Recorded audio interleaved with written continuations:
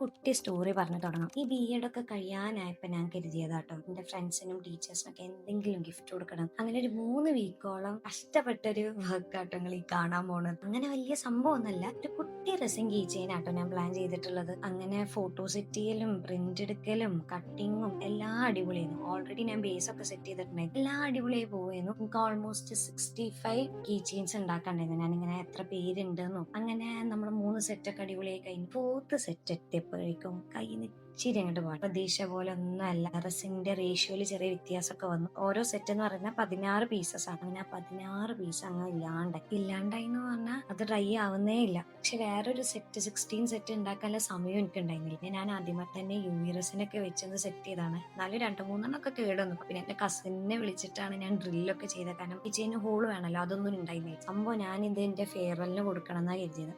അത് നടന്നില്ല. കുഴപ്പമില്ല, ഇന്റേണൽസിന് കൊടുക്കായി, അതും നടന്നില്ല. അങ്ങനെ ഞാൻ ഇത് കൊടുക്കാൻ പോകുന്നത് ഞങ്ങളെ സെം എക്സാമിന്റെ ഇടയിൽ കൂടെ. ഇവർക്ക് സർപ്രൈസ് ആവാൻ വേണം, എന്നാ ഇത് കാണാതെ കൊടുക്കും വേണം. എങ്ങനെയാണെന്ന് അറിയില്ല, എന്തായാലും ഞാൻ കൊടുത്തിട്ടുണ്ട്. Now let see their final reaction.